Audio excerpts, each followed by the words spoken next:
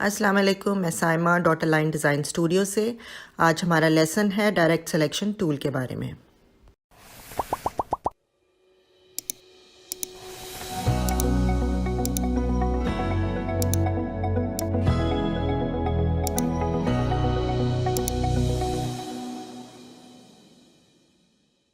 चले जी, हम आ गए अपने इलस्ट्रेटर पे और आज हम पढ़ेंगे डायरेक्ट सिलेक्शन टूल के बारे में, जिसका शॉर्ट की है ए।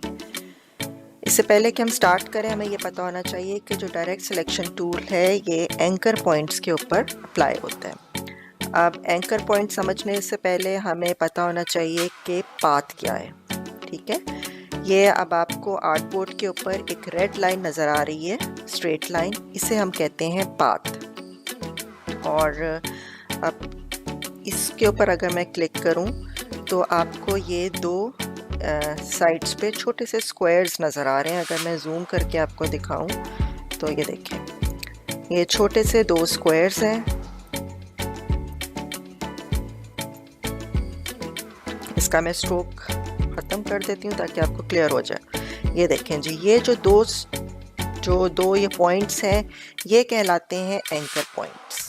ठीक है, और इन एंकर पॉइंट्स के बीच में जो स्ट्रेट लाइन होती है उसे हम कहते हैं स्ट्रेट या कर्व लाइन। वो हम बाद में डिटेल में पढ़ेंगे, लेकिन जो एंकर पॉइंट्स के बीच में जो भी लाइन होती है उसे हम कहते हैं पाथ। ठीक है, तो इसको फिर मैं स्ट्रोक दे देती हूँ। तो ये हमारे हैं एंकर पॉइंट्स। इसके ऊपर अब अगर देखें, मैं कर्सर को लेके जाऊं तो ये लिखा हुआ आ रहा है एंकर, और ये जो स्ट्रेट लाइन है ये हमारी पाथ है।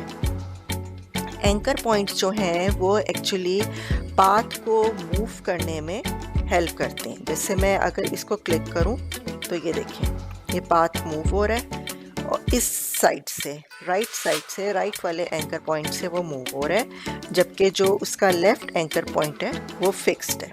ठीक है, तो हमें ये बात समझ आ गई कि पाथ के एजिस पे जो दो पॉइंट्स होते हैं वो एंकर पॉइंट्स कहलाते हैं। चलें जी, अब हम अपनी अगली स्लाइड पे चलते हैं। यहाँ पे देखिए, हमारे पास दो शेप्स हैं, एक स्क्वायर और एक सर्कल। स्क्वायर के ऊपर अगर आप क्लिक करोगे तो आपको ये चार एंकर पॉइंट्स नज़र आएंगे चारों एजेस पे। इसी तरह सर्कल के ऊपर भी जब आप क्लिक करोगे तो ये आपको चार एंकर पॉइंट्स नज़र आएंगे। ठीक है, अब हमें देखना ये है कि कौन सा एंकर पॉइंट कौन सी लाइन को कंट्रोल करता है। इसके लिए जैसे आप ये डायरेक्ट सिलेक्शन टूल पे जाओ और कोई भी एंकर पॉइंट क्लिक करो। जैसे मैंने यहाँ पे क्लिक किया, ठीक है, ये एक्टिव हो गया। अब ये जो एंकर पॉइंट है ये इस पाथ को कंट्रोल करेगा और साथ ही साथ ये इस पाथ को कंट्रोल करेगा। ठीक है, और जब मैं इसको चेंज करूँगी, इसको अगर यहाँ पे देखें, ये एक्टिव है इस वक्त, इसको मैंने ड्रैग किया तो क्या हुआ है कि ये वाली दोनों पाथ अपनी जगह पर ही हैं, जबकि ये और ये वाला पाथ दोनों मूव किए हैं। ठीक हो गया, इसको मैं कंट्रोल Z कर रही हूँ। इसी तरह अगर मैं इसको सिलेक्ट करती हूँ और इसको इधर ड्रैग करके लेके जाती हूँ तो इस एंकर पॉइंट ने इस पाथ को कंट्रोल किया है और इस पाथ को, जबकि ये वाले और ये वाले अपनी जगह पे मौजूद हैं। ठीक हो गया।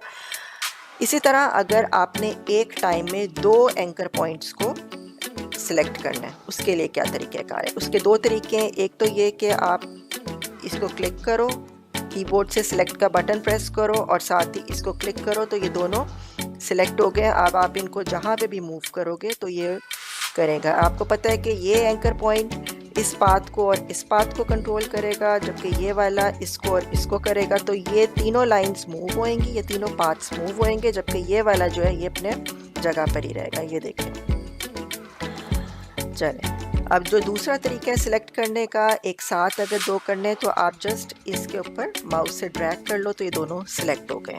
ठीक है, ये अब यही दोनों सिलेक्ट हुए हैं।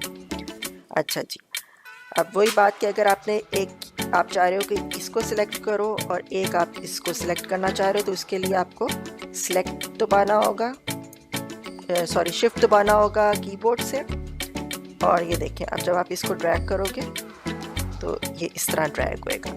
पाथ्स ये हो रहे हैं, ये चूँकि इसको और इसको कंट्रोल कर रहा है तो ये दोनों पाथ मूव हो रहे हैं, ये इसको और इसको कंट्रोल कर रहा है तो ये दोनों पाथ मूव हो रहे हैं। लेकिन ये जो दोनों एंकर पॉइंट्स हैं ये अपनी जगह पर ही हैं। सर्कल पर आ जाएं। ये देखिए एंकर पॉइंट को मैंने क्लिक किया तो ये आपको हैंडल्स नज़र आ रहे हैं।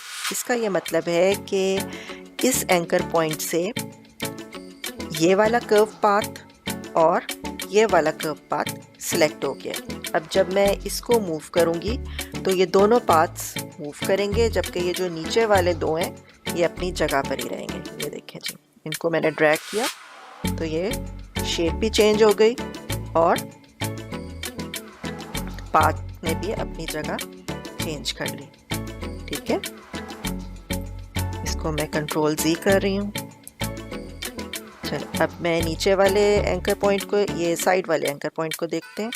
अब इससे देखें आपको हैंडल से पता चल रहा है ये वाला पाथ सिलेक्टेड है, ये वाला पाथ सिलेक्टेड है, जिसकी वजह से अब यही जो दो हैं वो मूव करेंगे।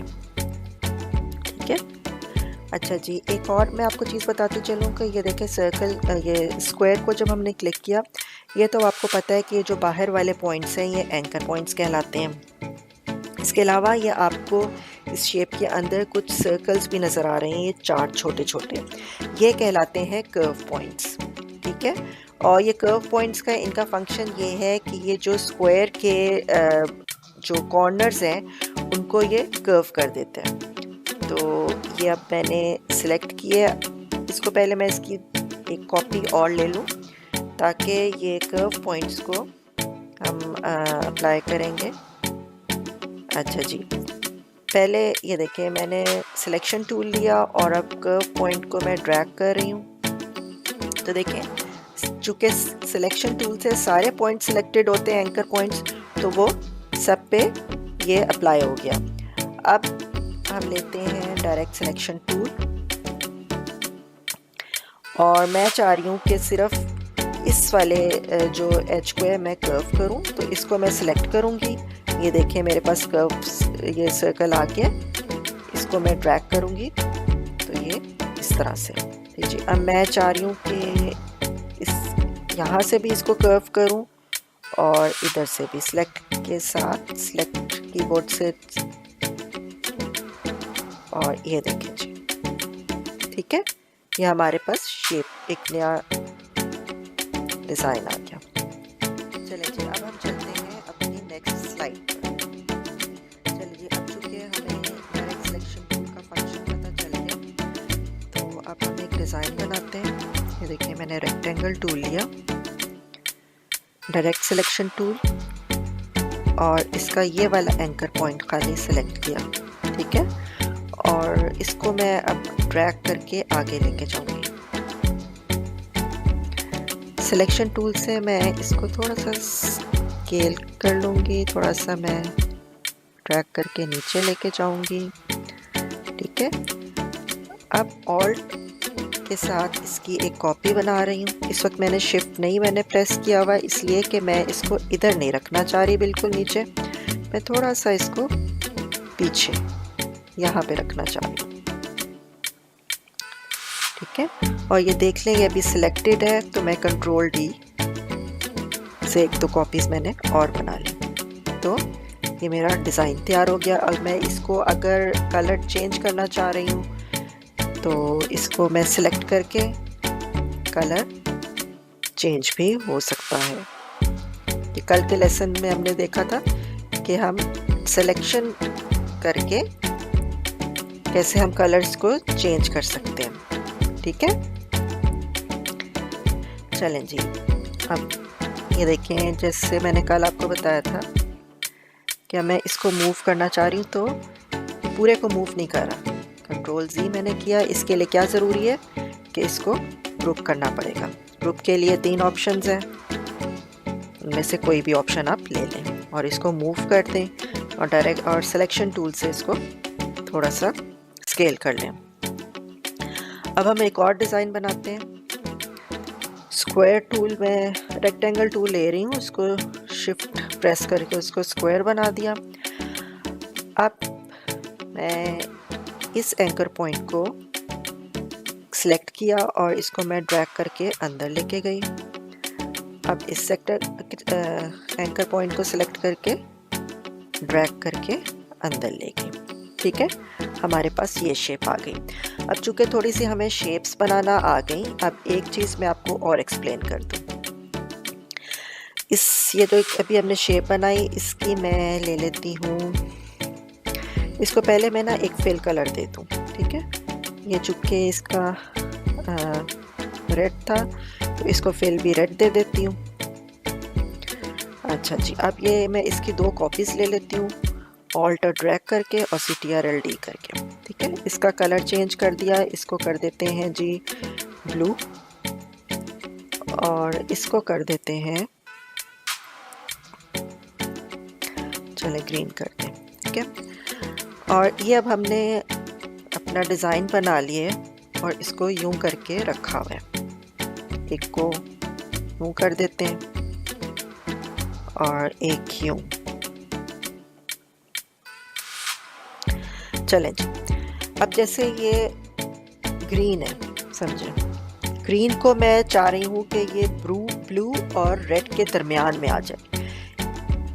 इसके लिए मुझे क्या करना होगा, इसको पहले मैं ग्रीन को सिलेक्ट करूँगी, उसके बाद राइट क्लिक करूँगी। यहाँ पे आपको एक ऑप्शन नज़र आएगी अरेंज की।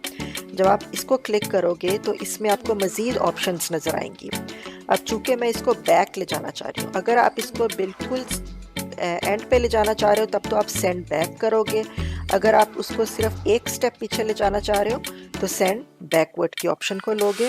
तो ये देखें, ये इस वक्त जो ग्रीन वाली शेप है ये हमारी रेड और ब्लू के दरमियान है। Ctrl+C कर देती हूँ ये।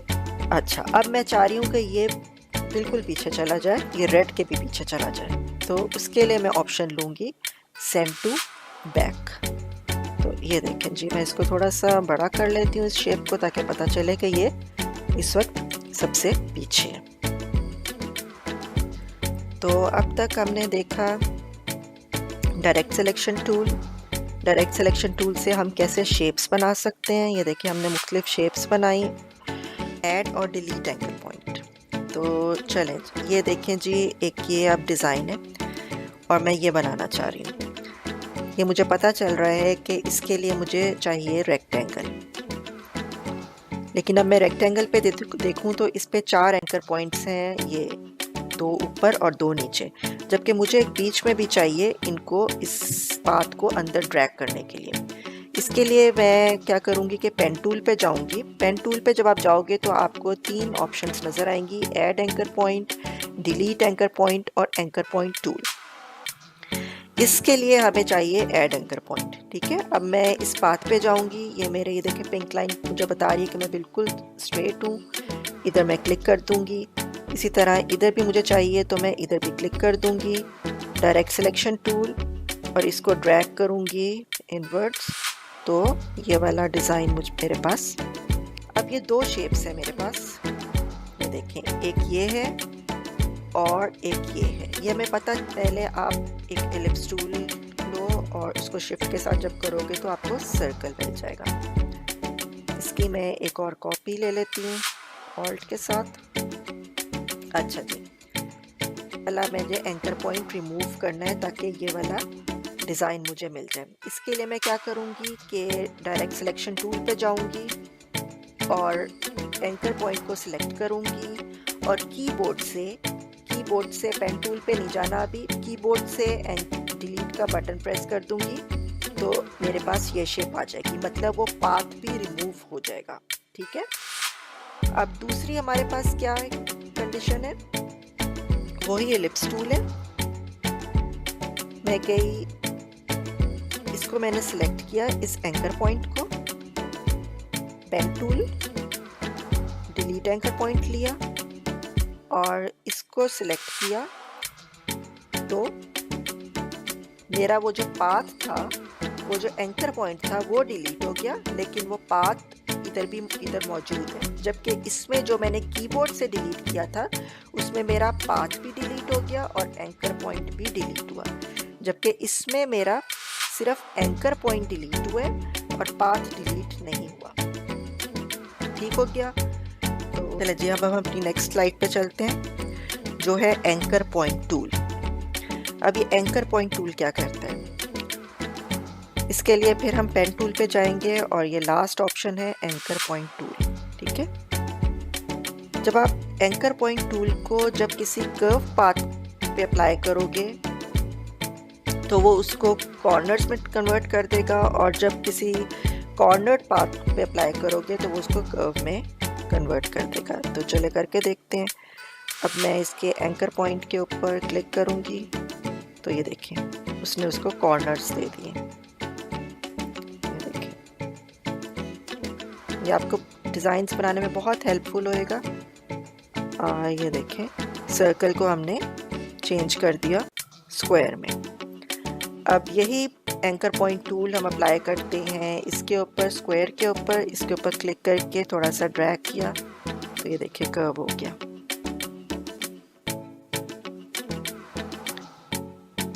ये देखें, और आप इसको मुख्तलिफ डिज़ाइंस दे सकते हो। ये देखिए थोड़ा सा लूप भी बना सकते हो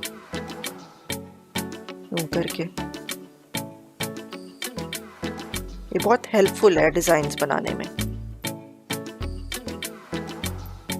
चलें जी, आज की क्लास में हमने direct selection tool, add anchor point, delete anchor point और एंकर पॉइंट टूल के बारे में सीखा। उम्मीद है कि आपको आज का लेसन अच्छा लगा होगा। अगर आप मज़ीद कुछ सीखना चाहते हैं तो मेरे चैनल को सब्सक्राइब और लाइक करें।